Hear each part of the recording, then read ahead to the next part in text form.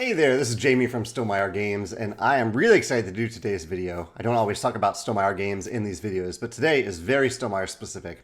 A while ago, I asked our ambassadors to share their strategy tips with me. I basically said, pick your favorite game and your favorite strategy tip that you often tell to players when you're teaching that game.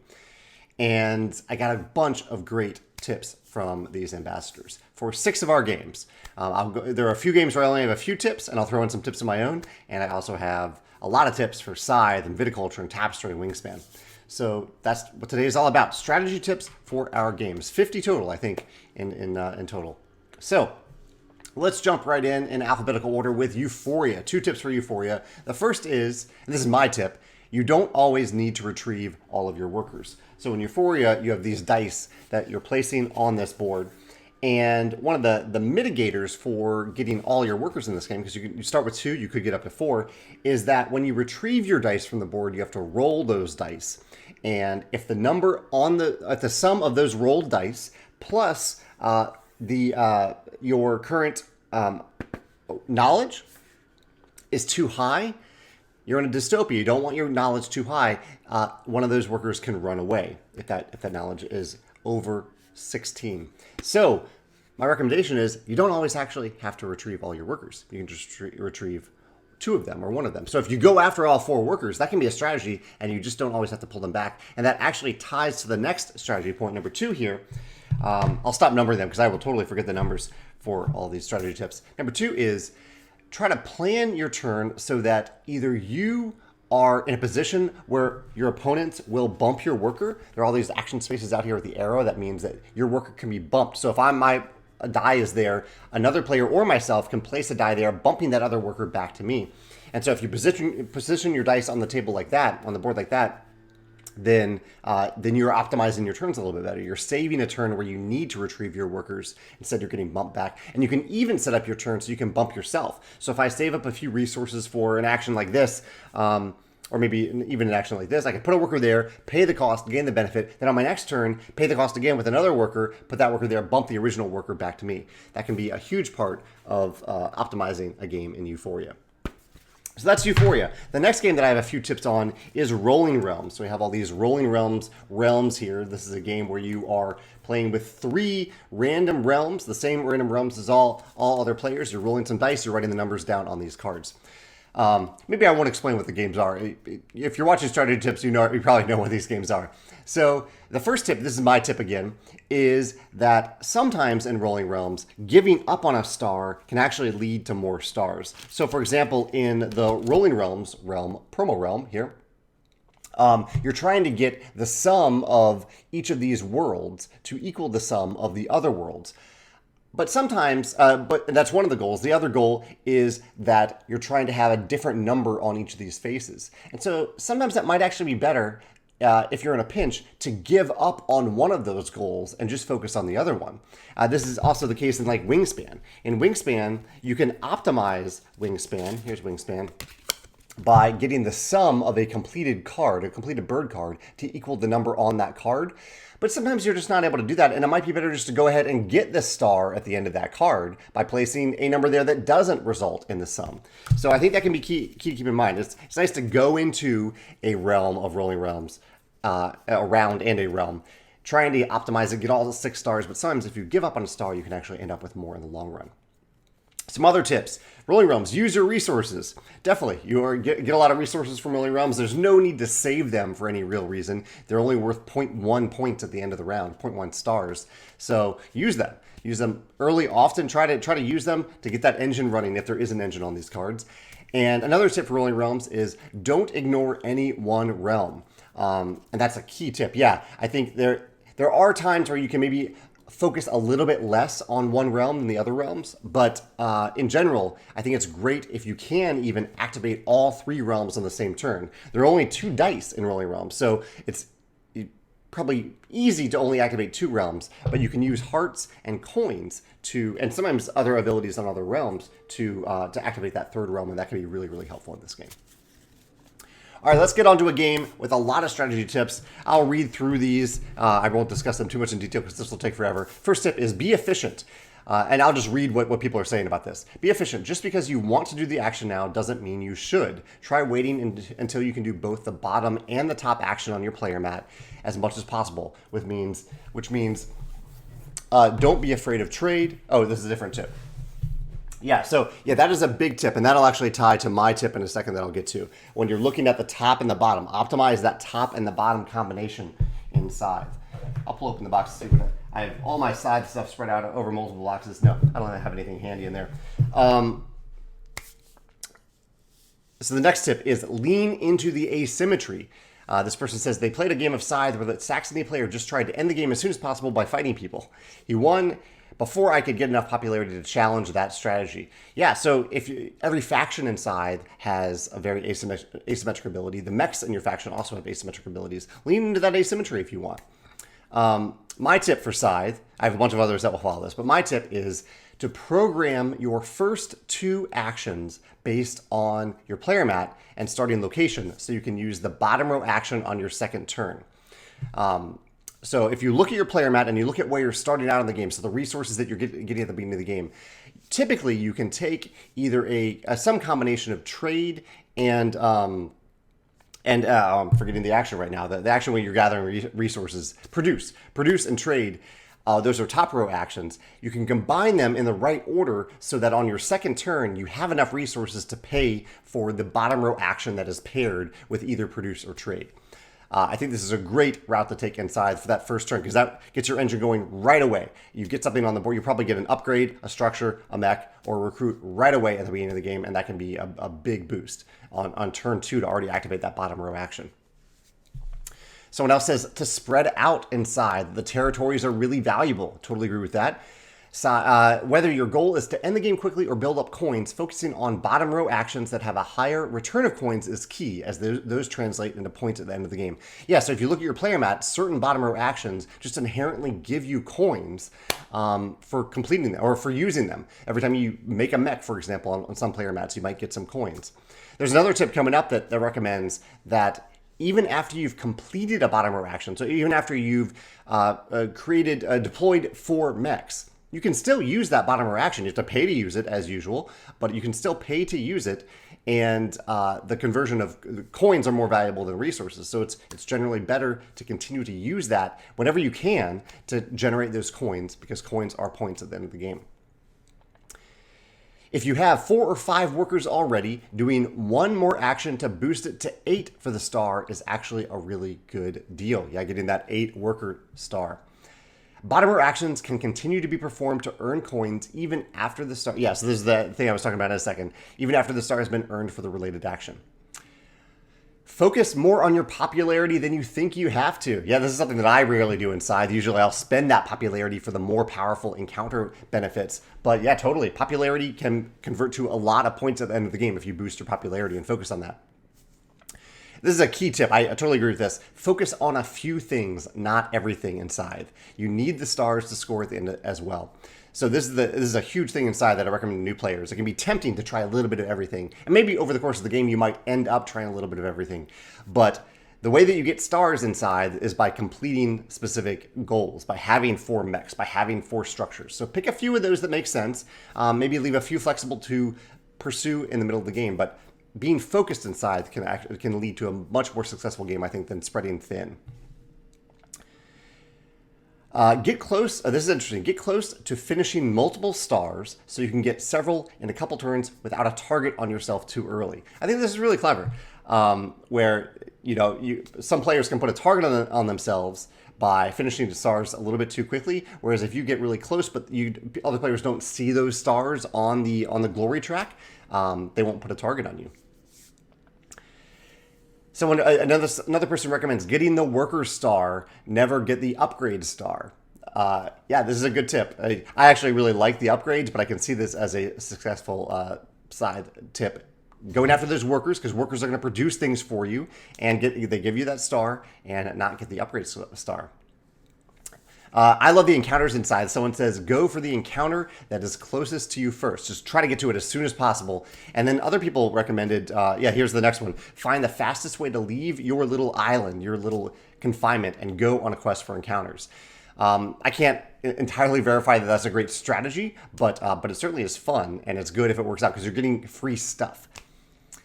A couple more tips for Scythe. Make sure that you're aware of other players' board states to see how close the game is to ending, that you know when the crucial point in time is that when you need to actually spread out to other territories. I like that. Someone says don't focus on getting into the factory.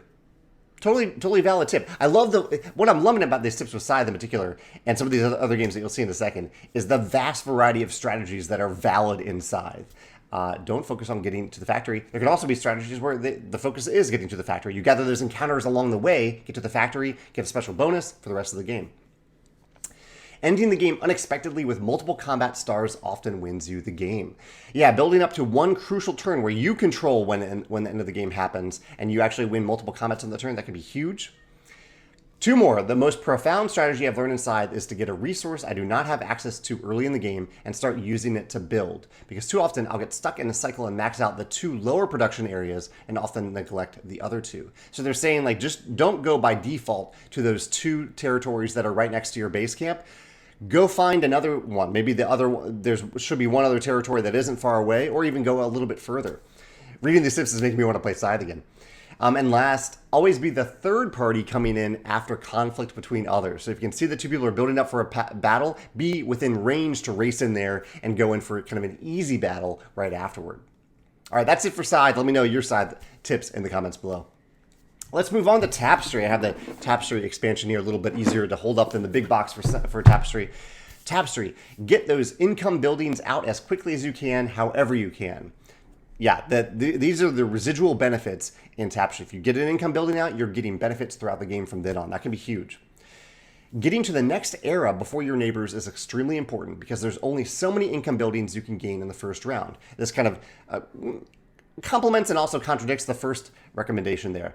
There is a limit based on your resources as to how many income buildings that you can actually get. If you're only going to get 1 more income building, it might make sense to take an income turn to get a resource of your choice instead, or even 2 resources at times. And that's a great point. If you could only have if you have 1 resource left and you would spend that resource to get an income building, that income building is generally just going to generate 1 extra resource for you. And so why not end your turn a little bit early, or end your round a little bit early, gain 2 resources because neither of your neighbors has passed to the next round. That could be hugely beneficial. Tapestry, if taking a resource is an option in Tapestry, choose that over anything. Now, not sure this counts as clever, but for Tapestry, make sure you get a technology card before ending the first age to take advantage of scoring and progressing technology. Yeah, I think that's a great tip. I mean, get these residual benefits going early, whether it's the income buildings, whether it's the technology. Yeah, that can be huge. Here's my tip. I just picked one that no one else had said. I like to push forward on one track that no other players are pushing for. So usually, I don't mind. In fact, I kind of like not taking the first turn in Tapestry because then I can see what other players are going for. I'm happy to go after any track. I don't have a preference of one track in Tapestry over the other, but I like to push forward on one, and I like to push forward as fast as possible to grab those landmarks to get stronger abilities that can make the other things that I'm doing in the game even more powerful. And also just the idea of focusing on a track that other players aren't going for. That way, if you do decide to slow down on that track a little bit, you don't have someone right at your heels that might grab those landmarks that you want to get instead. Someone says there's no absolute strategy or tip in Tapestry. Every game is highly dependent on your civilization, tapestries in hand, tech cards showing, exploration tiles at hand, and perceived goals for your opponents. And I think this is a great tip for any of these games, but perhaps especially in Tapestry, that there isn't necessarily a master strategy. It's somewhat tactical. You got to go based on what choices are available to you and what your opponents are doing as well. So this is one that contradicts that earlier tip of leaving rounds early, leaving eras early to grab those extra resources that you get if you pass before your opponents. Extend rounds as much as possible, except when entering your final income turn so that you get the 3 bonus income materials. 3 bonus income materials is a lot. I think it's just 2. I think it's 1 for the opponent on your right, 1 for the left if they haven't already passed. But yeah, that's an interesting tip. Extend the rounds as much as possible. And I'm sure there can be cases where that can work to push to get that one more turn.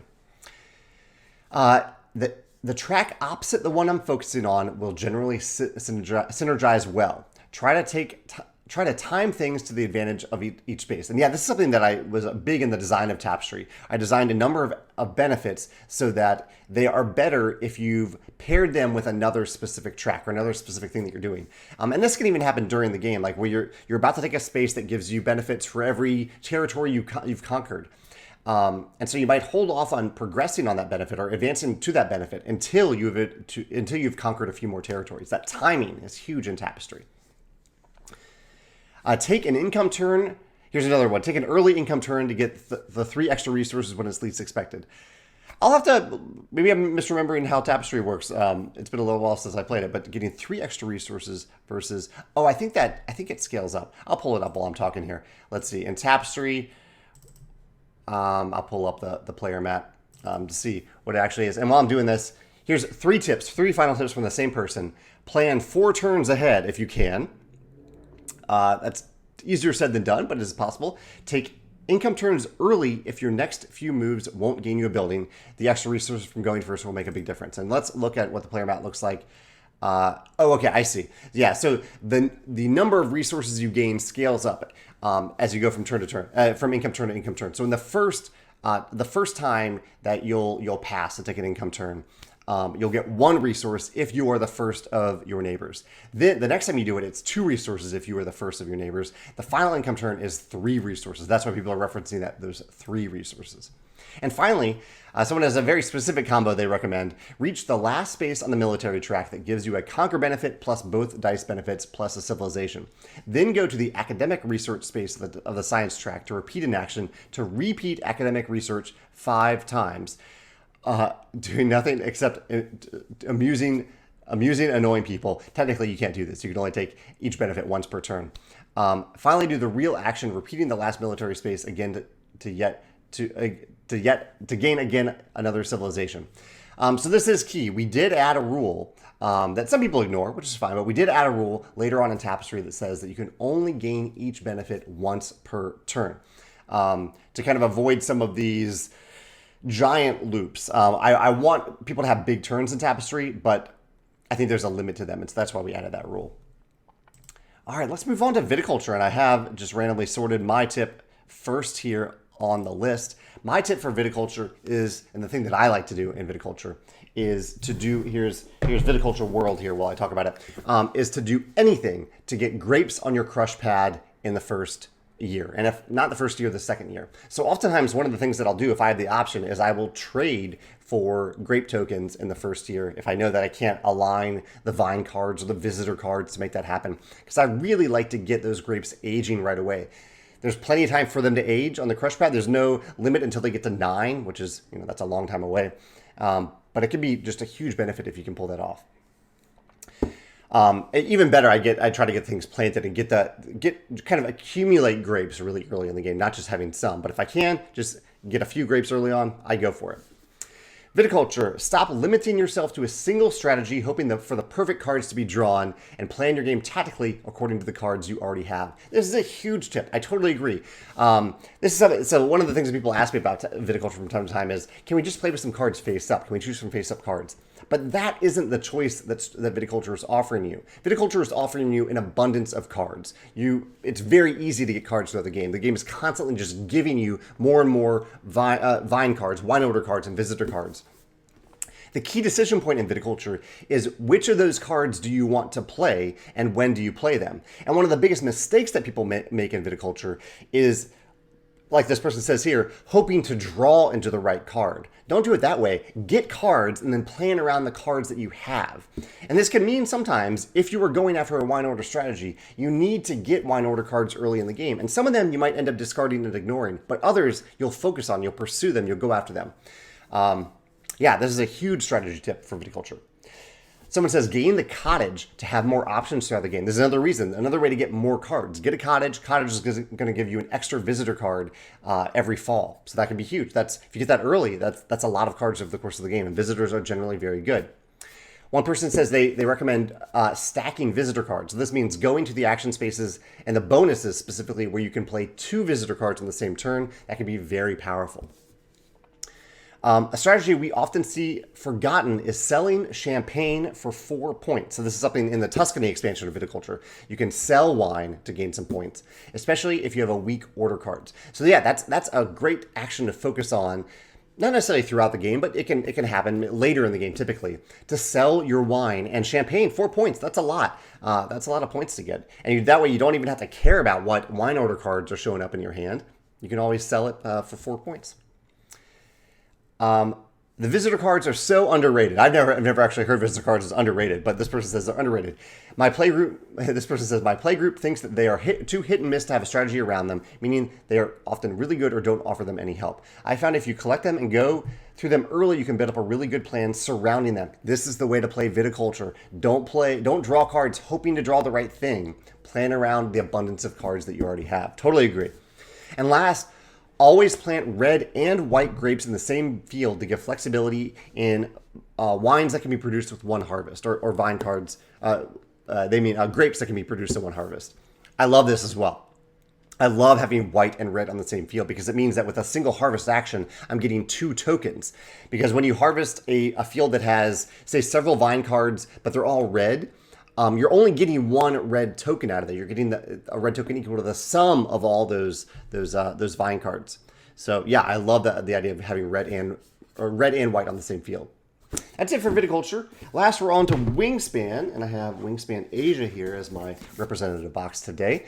Some great Wingspan tips here. So someone says build or play water birds first. You're not building birds, you're playing them to keep a full hand, give you lots of options, chuck extra cards for food. They're referring to the bonuses that you can use. When you're taking certain actions, you take a bonus action on the player mat where you can discard a bird card to gain an extra food token.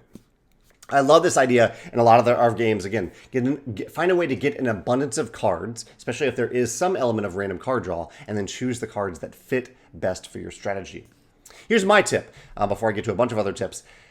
Do not underestimate the end of round goals in Wingspan. And I say this as someone who often underestimates the end of round goals in Wingspan. And this is the reason that, like Megan, whenever I play Wingspan with Megan is really good at focusing on those end of round goals, and she often wins as a result. She gets a lot of points from them. Where I'm kind of going with the birds that look cool or going after, getting points in the game. But those end of round goals can be a big deal, and they can also be a great way to steer your strategy if you don't have one at any given time. Just look at the next end of round goal, or the one that's the next round, or the next round after that, planning ahead a little bit. Another tip that's similar to Scythe for Wingspan: don't try to be good at everything. Focus on maybe 1 or 2 of the rows in Wingspan and get really good at them. Eggs and high value birds are key. Yeah, I think it's a little bit of an obvious strategy, but yes, eggs are worth points, just like caching food is points, tucking cards are points, and high value birds are points as well. I've learned that in Wingspan, it's advantageous to play birds that let you gain food, lay eggs, and collect cards in rows other than the ones that give you those actions. Yeah, this is kind of the infamous Raven strategy, but there are many other cards that give you benefits that are not typically associated with those rows. So if you have the row, the wetlands let you draw cards inherently. But if you play birds in that row that let you gain food or lay eggs, that can be huge. That way you can have a full engine running from just that single row. When playing solo, this is great, a solo tip, something that I don't do. When playing solo, the key to winning is getting a low point value bird that matches the Automa's goal card and leave it out. The Automa takes cards worth the same number of points when they are face down, so making them take low value birds is key. This is actually really cool. And I guess it kind of might work in solo play a little bit too. If you see those low value birds, maybe leave them out there for other players. At the same time, I sometimes like the low value birds because they're easier to play and I can get my engine running faster. So I kind of like the low value birds early in the game in particular. So kind of gamifying the solo game a little bit. Someone loves to go for tucked birds. They say don't underestimate the tucked birds in the game. And I'm sure if you follow like the Wingspan Facebook group, you've seen photos of people who have stacks of like 40 cars that they've tucked under a bird because they found a great tucking engine in the game. Focus early game on getting a few birds for the forest environment to increase your food supply to allow the ability to play more birds with better efficiency. I like that. I definitely like getting the food in Wingspan. Try to play cards that let you draw cards. More cards equal better opportunities. This is very similar to the first tip that I mentioned. Sorry, I did go through these in advance to filter them a little bit. Oh, and it looks like that is number 50. That's the final tip. We'll end with that. That is kind of a common theme across many Stonemaier games. If you have a random element, get a lot of that element and then use that information that you now have to make choices, to decide which cards to play and when to play them. That's a huge kind of common denominator in our games. Those are our tips for these 6 games. I didn't have any tips submitted for other games that we have, but I might do one of those in the future, maybe focusing on my strategy tips. But I'd love to hear what you think in the comments below. What is like the number 1 strategy tip for Wingspan, for Viticulture, Tapestry, Scythe, Rolling Realms, and Euphoria? What's your number 1 tip for one of those games or all of those games if you have a number 1 tip? Thanks.